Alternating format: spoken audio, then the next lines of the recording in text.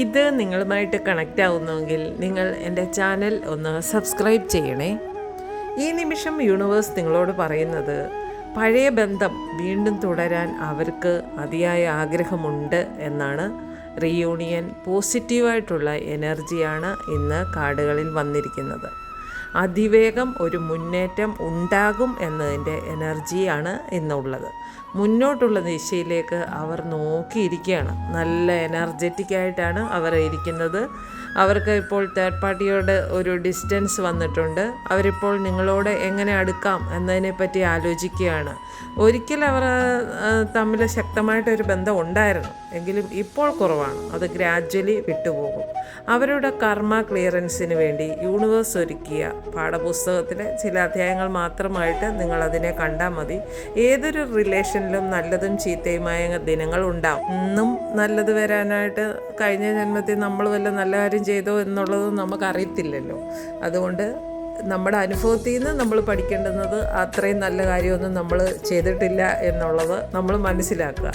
മുജ്ജന്മ സുഹൃതം എന്നൊക്കെ കേട്ടിട്ടില്ലേ? അത്രയും വലിയ സുഹൃതമൊന്നും നമ്മൾ ചെയ്തിട്ടില്ലാത്തത് കൊണ്ടാണല്ലോ വേദനിക്കുന്നത്.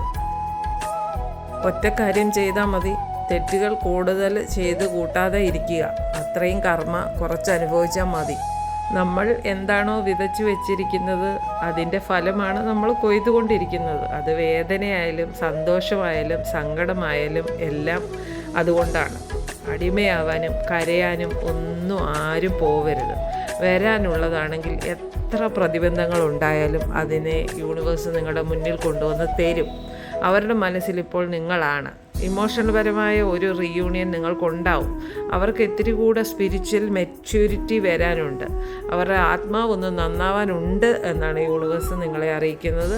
അവരെ അതിനു വേണ്ടി പാകപ്പെടുത്തുകയാണ്. നിങ്ങൾക്ക് വേണ്ടത് നിങ്ങളുടെ മനസ്സിലെ കരുണയും സ്നേഹവും ആത്മാർത്ഥതയും ഒക്കെ പ്യുവറായിട്ട് തന്നെ വെക്കുക. ആ ഒരു കരുണയും ആത്മാർത്ഥത അവർക്ക് വേണ്ടി, അതിനുവേണ്ടി യൂണിവേഴ്സ് അവരെ പാകപ്പെടുത്തുന്ന സമയമാണ് ഇപ്പോൾ നടന്നുകൊണ്ടിരിക്കുന്നത്. നിങ്ങൾ മാത്രം പ്യുവർ ഹാർട്ടായിട്ട് ഇരുന്നാൽ മതിയോ എന്നാണ് യൂണിവേഴ്സ് ചോദിക്കുന്നത്. നിങ്ങൾക്ക് യാതൊരു പേടിയുടെയും ആവശ്യമില്ല.